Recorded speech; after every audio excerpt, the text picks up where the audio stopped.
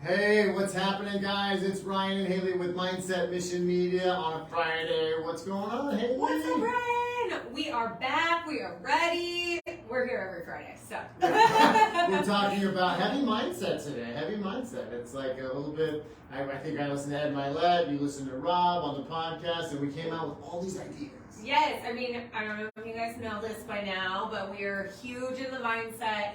We are focusing on Mindset Mission Media, but today we're really touched, and I mean, I know we talk to you guys all the time about this, but we were really touched on a couple things about disempowering mindset, empowering mindset, a couple other stories and accolades that we were able to pull out. Is that the right word for that? Pull out Tidbits, of these tidbits, little spark notes. But that's we find ourselves in a pretty crazy, traumatic, turmoilous. That's not a word. Tumultuous market. And so you have to control this little thing that's right between our ears with good shit. Like, we need to hear all the good stuff because we know there's a lot of bad stuff out there that we don't need to hear. Well, I think it's like what we put in here, it ends up weaving its way into our self-talk and ends up affecting the lens that we see the world through, which mindset, a very loose definition, is for me, the lens that I see the world through could describe my mindset. So if I'm in a positive state, if I'm in a positive, confident mindset, I'm probably going to be more productive than if I'm in a victimhood, woe is me, why is this happening to me? Disempowering Disempowered mindset. I think that we talked a little bit about it last week, having the rose-colored glasses on. Like, people are like, oh, that's cheesy, but like, is it really? Like, because I would rather look around and see all the good rather than looking around and see all the negative, all the, this is happening in the world, things that are really out of my control. I can control a couple things, my actions and my attitude. And that starts with what goes on in between our ears. Well, we talk a lot about self-care and about replenishing and renewing. And I listened to one with Ed Milet. I think it's his most recent episode, if you follow Ed Milet on his podcast. And, getting up, working out, doing all the routines we talked about. But there was a tidbit in there that I really liked. And part of renewing, part of replenishing is changing the stories we tell ourselves. Mm-hmm. Because those stories affect us and add a layer or a filter that we see the world through this story. Oh. So like things that were traumatic to me at 5 years old, I carry with me. I'm in my late 40s and I still see the world through that prism. Okay? So part of renewing, part of spending time in nature, spending time away, turning the phone off, being away and rejuvenating is letting go of some of those old stories we tell ourselves and allowing the new to come in. Well, I listened to the same podcast like 3 times, and it talks a lot about putting yourself first as a priority, because so many of us think we take such great care of people and we're always there for others.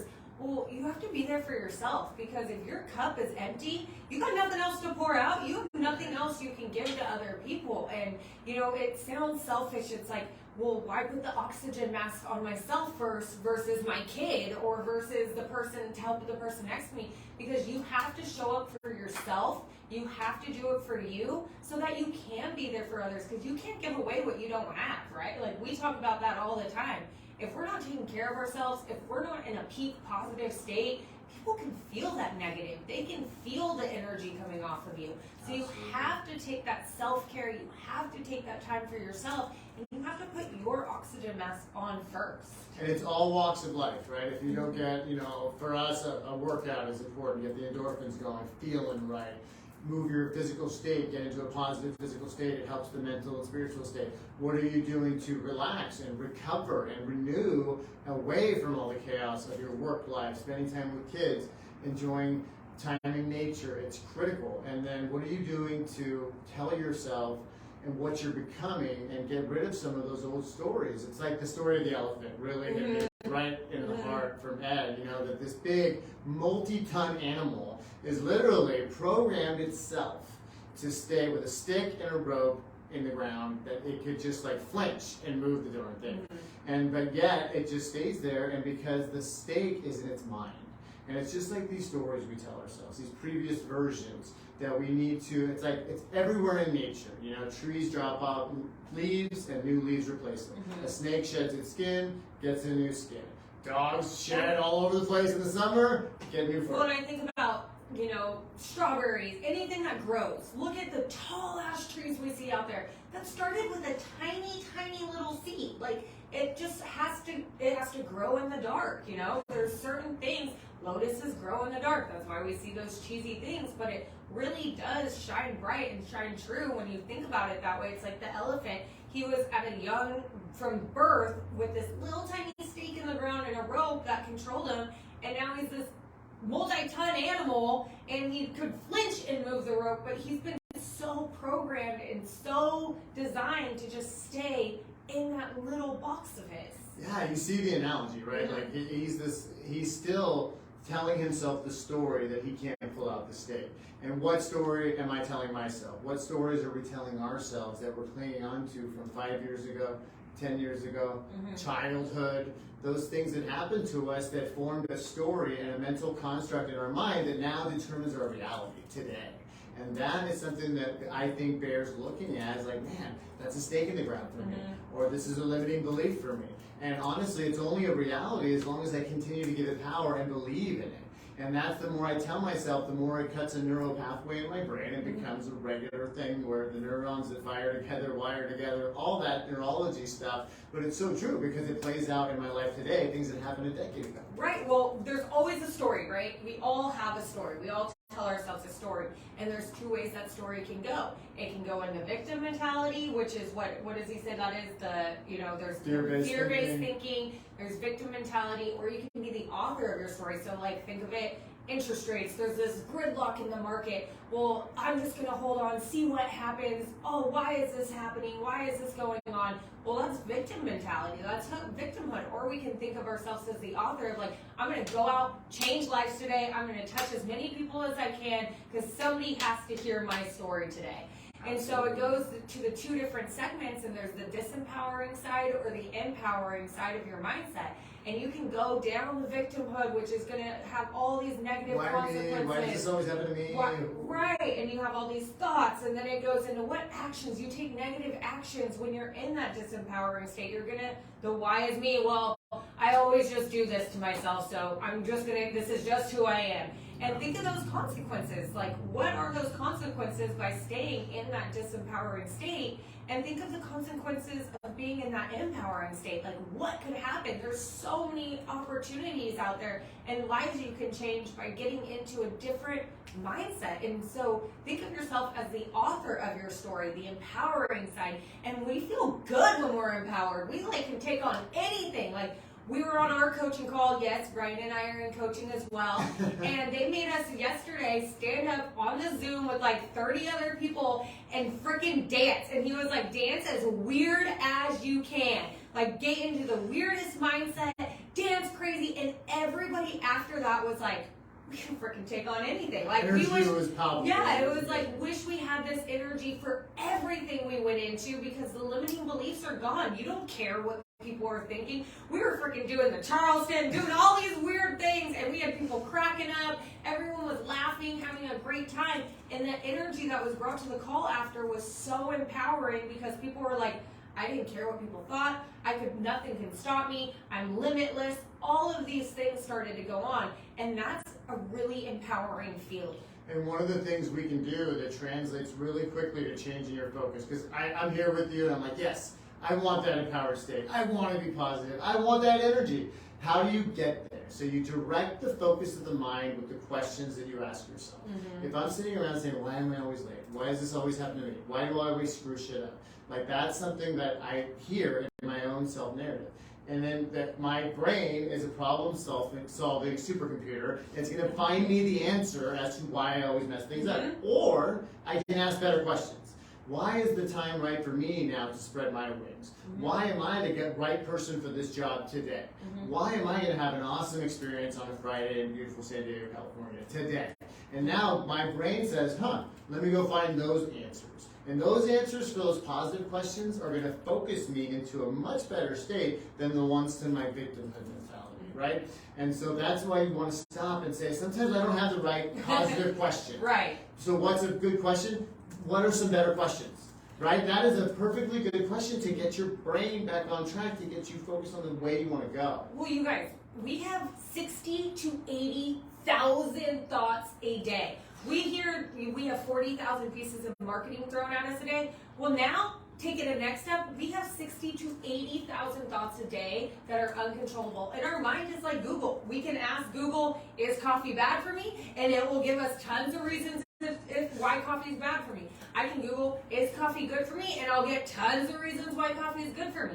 Our minds are like freaking Google. It looks for the answers that we ask it. Exactly. So, that's what I love when Rob Dial talks about cosmic Google. Mm-hmm. This is cosmic Google. So it's going to feed back to you with confirmation bias, with the reticular activator, all the things that fit in the argument you're making. That's the brain's job, is to protect you and then make the world make sense in the way that you're viewing it. Okay? Exactly. So if you ask those questions around victimhood, it's going to confirm that you're a victim. Mm-hmm. If you ask questions about victory and success and productivity and why you're the right person for the job right now, today, it's going to find those answers too, and you're going to feel freaking awesome. I think every day should start with a dance party. Like, every day. Like, if you're in your house, first thing you do when you wake up, put on some dance music, put on your 90s hip-hop, whatever you feel, and freaking get dancing, have at least a couple minutes of jumping up. I mean, Tony Robbins talks about it all the time. Oh, yeah. Change your physical state, and it will change your mindset.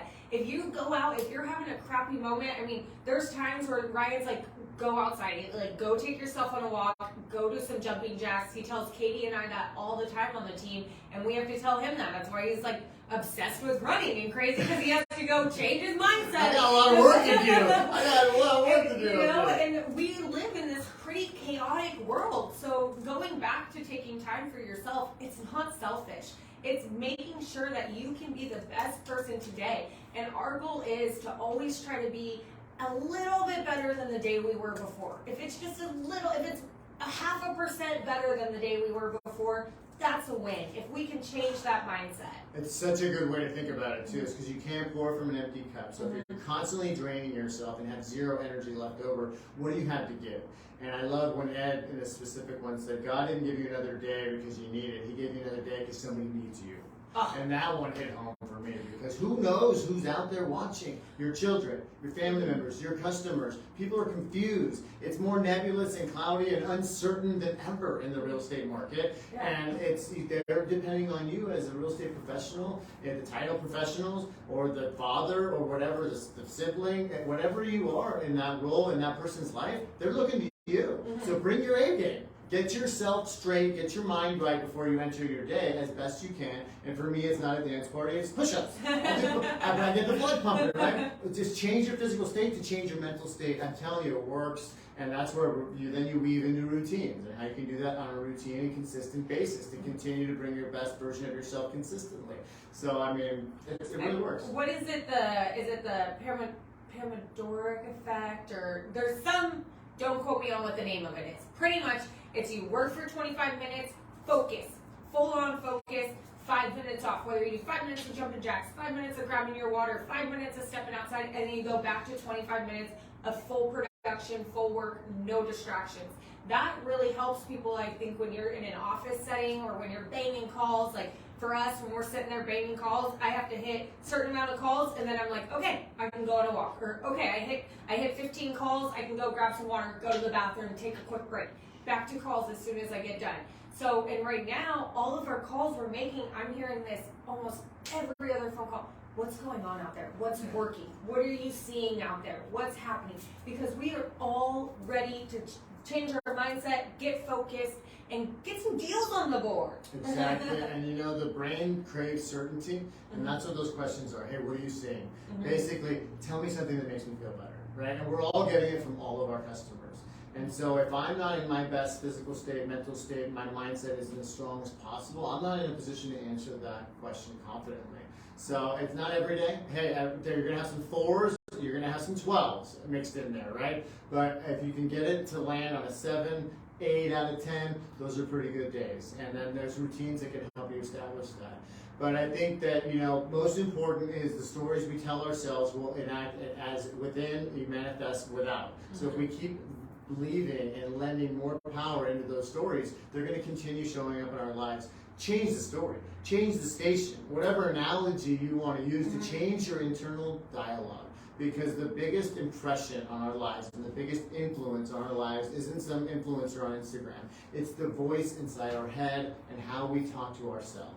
So be kind to yourself, throw in some new information, throw in some empowering information, and start telling yourself some new stories, because we're not the people that we were even yesterday, much less years ago. And we can cling to those things and allow those things to shape the way we see the world today, and it's just not necessary. And it's a journey. It's not something it's a marathon. It's not something that's just going to change overnight, where all of a sudden you're like, I'm this positive, empowering person. It takes practice. It takes when you hear those negative self-talk or those, disempowering statements that you're telling yourself, you have to be the one to, stop. That is not true. That's not how I see it. We need to flip that. And to Ryan's point, ask the better questions of like, why did I think that? Well, change that thought into like, how can I make this push me to be a better person, push me to have the more positive energy? And look, to Ryan's point, we're not always super amped up, ready to go. Like there's days where I hit the snooze button like 4 or 5 times and I'm like, it's just not happening this morning. Like we have those days, but as long as it doesn't happen all the time, that's where you have to catch yourself. When you're hitting the snooze button or you're like, you know what, today's just not the day, that compounds when it happens over and over and over. Next thing you know, you start to tell yourself, well, this is just who I am. I sleep in. I don't work out in the morning, or I do this. And no, you just have to change that quick little station to like, hey, it happened, but that's not who I am. I can change that. Anybody can change right anything. Back on track the next day, or the next moment, or what have you. So, yeah, I mean, that's what we're working on today. That's our mindset for today. And in this season of the real estate cycle is keeping it on what I can do. What are the controllables? If I'm lost and I feel like I'm spiraling, okay, who can help me? What can I learn? Where's the opportunity? How can I grow through this? Call us. Call us. If you need help with that, and if you need a pep talk, or we might call you for a pep talk, please reach out. We don't have to do this alone. We are pack animals as human beings, and we need each other. So we're here to help you reframe the story, refilter the story. We even do some filters on social media. So we're here to help. Go Paris filter on. Oh yeah. And we just appreciate the opportunity to be in here today, talking mindset, talking mission and media. Any parting thoughts, Haley, on Friday before a beautiful summer in San Diego? No, I think this is a great topic. It's super in the moment right now, guys. Like I was saying, we hear this all over the place, all the negative talk, everything that's going on. There's 2 things you can control. It's how you show up, which is your attitude, and you can control your actions. So what actions are you taking to move the ball forward a little bit every day? It doesn't have to be freaking moving the needle from all the way over, but what are you doing that day that you can control to move the ball just a little bit? Bam. So hit us up for that. All right. Well, thank you guys for listening, and we'll see you next time. I'm Ryan. She's Haley. Bye. Bye.